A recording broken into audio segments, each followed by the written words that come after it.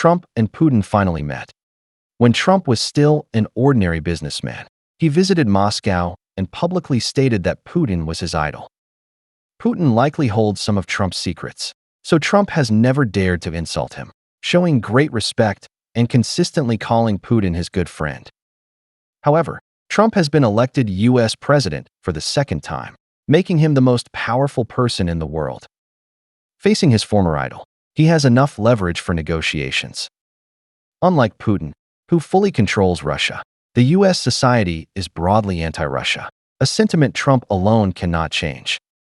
The overall hostility in the U.S. political landscape toward Russia prevents Trump from being friendly with Russia.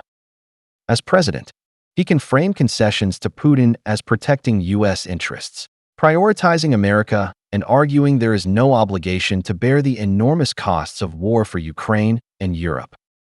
Meanwhile, the unfortunate Ukrainians and Europeans lack even the opportunity to observe the negotiations that determine their fate.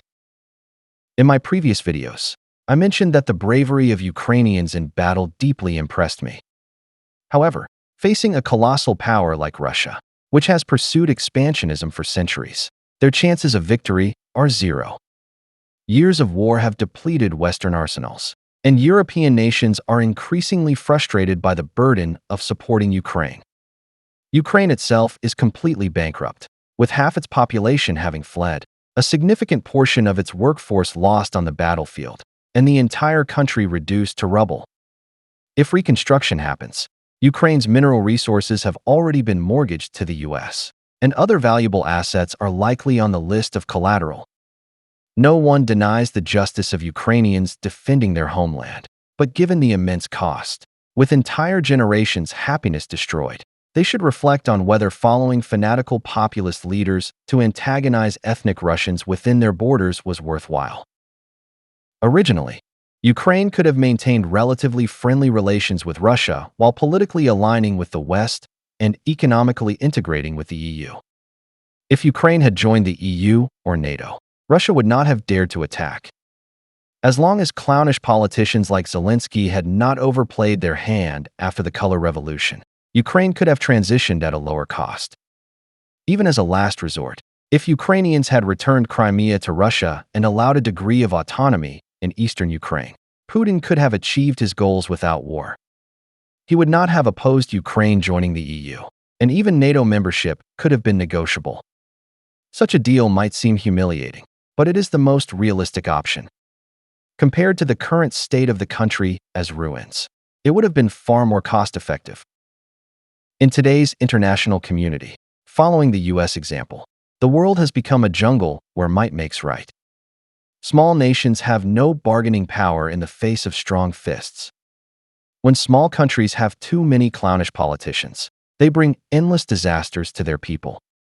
For example, Chinese public opinion initially sympathized with Ukraine. Although official media remained neutral or even pro-Russia, this could not suppress the public's dislike of Russia and support for Ukraine. However, after Ukrainian lawmakers visited Japan's Yasukuni Shrine to openly honor fascists, Chinese sympathy for Ukraine sharply declined. This year marks the 80th anniversary of the end of World War II, when the Chinese paid tens of millions of lives to defeat Japanese fascism, a war that shaped the foundation of modern China and remains its most significant historical conflict. Yet Ukraine dared to provoke China on this issue. They have also engaged with Taiwan authorities, seemingly expressing discontent with China's support for Russia as a way to vent their emotions. Ukrainians forget that if China fully supported Russia, Ukraine would have collapsed long ago. China has only refrained from joining Western sanctions on Russia, maintaining trade relations. If the Chinese government chose to supply Russia with weapons, ammunition, drones, and other equipment through covert channels, Ukrainians would experience true despair. China's manufacturing capacity surpasses that of the US and the West combined. If China openly supported Russia, Ukraine could prepare to vanish from the earth. In this era, only clownish politicians gain enough attention, and only belligerent leaders earn respect. Yet after their performances, entire nations are left in ruins, with civilians bleeding and weeping. Small countries eventually realize that being pawns in great power games leads to tragic outcomes, with Ukraine as a prime example. The Philippines, causing trouble in the South China Sea, and Taiwan's separatist forces should take note. When war comes, they are the ones sacrificed. India, the world's most populous nation, willingly serves as the U.S. watchdog in the competition between China and the U.S., only to face China's retaliation and sanctions. The U.S., rather than rewarding India, quickly discards it after use.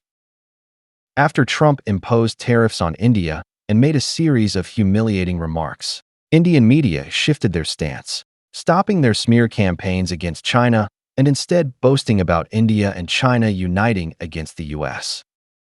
However, this overture was met with strong sarcasm from the Chinese, who stated they would rather face the U.S. alone in a fair contest and accept defeat if they failed, but they would never cooperate with a duplicitous, flip-flopping nation like India. If India truly had strength and enough cards to alter the balance between China and the U.S., both powers would court it with favorable terms. A U.S. president would not repeatedly confirm Pakistan's victory in an air battle, invite Pakistani military leaders to Washington, or casually impose tariffs on India. Trump dares to act this way because he is certain India lacks the strength to retaliate. His approach to India seems crude and barbaric, but it follows the same logic as his handling of Ukraine. He gave Europe enough time to increase investments in Ukraine while securing mineral agreements to collateralize U.S. debt. His next step is to negotiate with Putin to protect U.S. interests in Ukraine. The interests of Europe and Ukraine are not his concern. For India, Trump has calculated that it must unilaterally accept tariff punishments without resistance or criticism, lest it face harsher penalties for affecting his mood. Trump considers only U.S. interests, while India's interests and dignity are for Modi to worry about. Finally, I want to share some heartfelt words with my video viewers.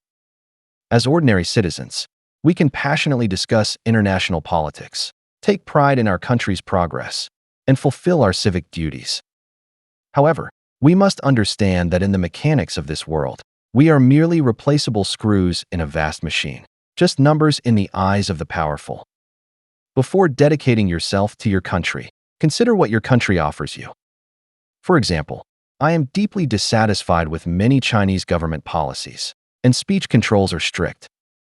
Yet China provides world-class infrastructure, a good standard of living, a vast and beautiful land, and a stable society, so I accept the dissatisfaction and continue living here.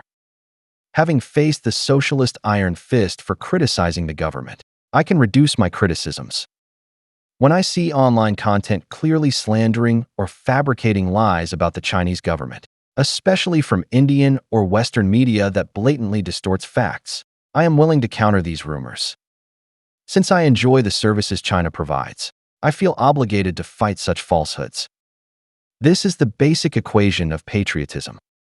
When this equation is roughly balanced, I am proud to speak of China's long history and my identity as a Chinese person. However, if one day my country becomes like India, with a filthy and backward environment, rampant corruption, and ignorant customs, I would not hesitate to leave, no matter the cost, even if it meant smuggling myself out. In such a case, thousands of years of history and patriotic sentiment would mean nothing. Even if I could not shed the label of being Indian, I would ensure my children could. Whether Ukrainians are patriotic is easy to judge. If they were as patriotic during the Color Revolution, as brave in confronting ethnic Russians, or as supportive of opposing Russia and joining NATO during elections, they would not have fled Ukraine after the war began. If this country were truly worth their sacrifice, why has its population halved after hundreds of thousands died? Where did these people go? Those who fled Ukraine can continue to denounce Russia on social media. But what about those who cannot leave, enduring Russian shelling with their homes reduced to ruins? As ordinary people, we should focus on ourselves. There is an ancient Chinese saying, cultivate yourself, manage your family, govern your country, and bring peace to the world. Only by taking care of yourself and your family can you contribute to your nation and the world.